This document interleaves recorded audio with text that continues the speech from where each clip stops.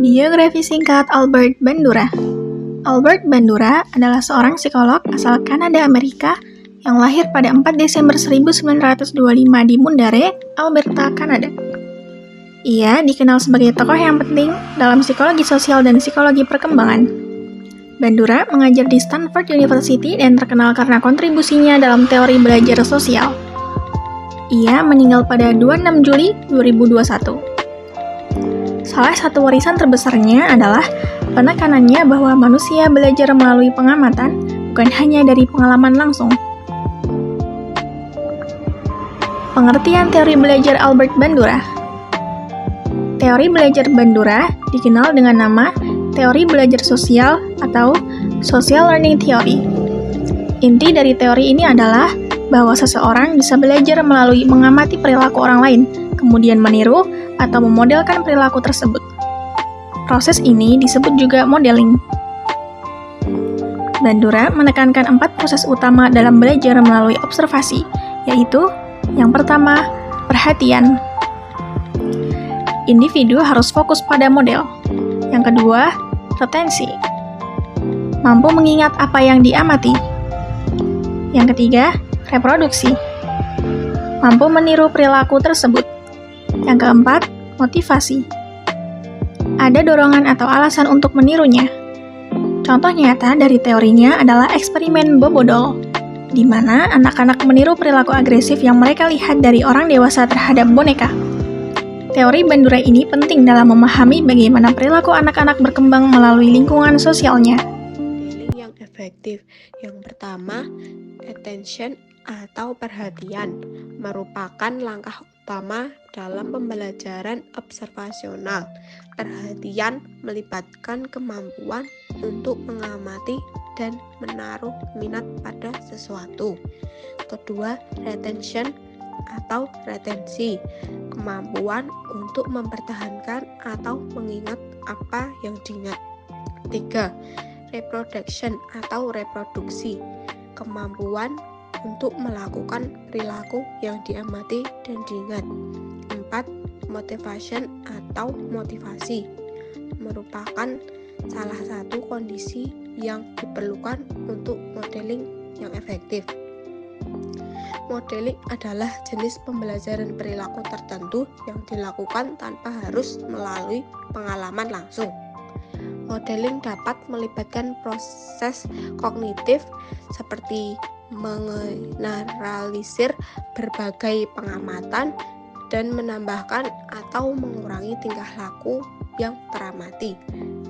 Dalam kerangka teori pembelajaran sosial, keempat tahap ini memainkan peran penting dalam proses pembelajaran.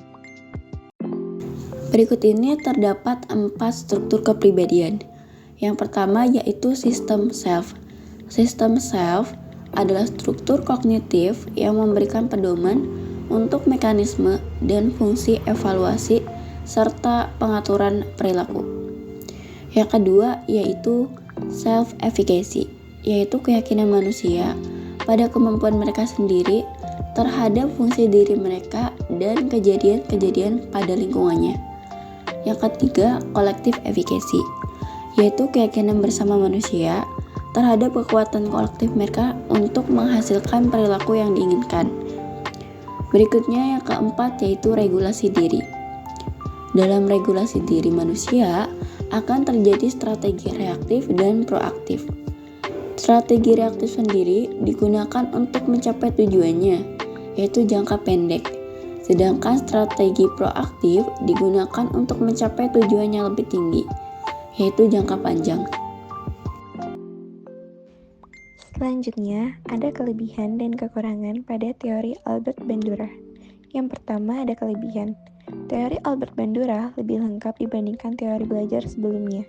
Pendekatan teori belajar sosial lebih ditekankan pada perlunya conditioning atau pembiasaan merespon dan imitation atau peniruan. Penelitian ini berfokus pada proses yang menjelaskan perkembangan anak-anak, faktor sosial, dan kognitif. Yang kedua ada kekurangan. Teori ini menekankan pada imitation, di mana jika manusia belajar atau membentuk tingkah lakunya dengan hanya melalui peniruan atau modeling, Sudah pasti terdapat sebagian individu yang menggunakan teknik peniruan ini juga akan meniru tingkah laku yang negatif, termasuk perlakuan yang tidak diterima dalam masyarakat. Jenis-jenis permodelan. Yang pertama, peniruan langsung, yaitu ciri khas pembelajaran ini adanya modeling, yaitu fase di mana seseorang memodelkan atau mencontohkan sesuatu melalui demonstrasi suatu keterampilan itu dilakukan. Meniru tingkah laku yang ditunjukkan oleh model melalui proses perhatian.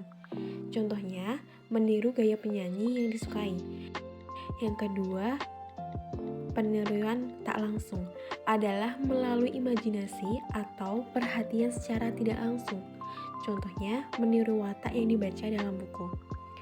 Yang ketiga, peniruan gabungan, yaitu penilaian jenis ini adalah dengan cara menggabungkan tingkah laku yang berlainan, yaitu peniruan langsung dan tidak langsung. Contohnya, pelajar meniru gaya gurunya melukis dan cara mewarnai daripada buku yang dibacanya. Yang keempat, ada peniruan saat. Peniruan saat adalah bentuk peniruan sementara yang terjadi segera setelah seseorang melihat suatu perilaku tanpa niat untuk mengulanginya terus-menerus. Contohnya, seorang anak melihat temannya melompat dengan satu kaki, lalu langsung menirukannya sebentar, kemudian berhenti. Yang kelima, peniruan berkelanjutan. Peniruan berkelanjutan adalah proses meniru perilaku orang lain, yaitu terus dilakukan dalam jangka waktu lama karena dianggap bermanfaat atau sesuai. Contohnya, seorang anak meniru kebiasaan ayahnya bangun pagi dan olahraga setiap hari, lalu menjadikannya kebiasaan seumur hidup.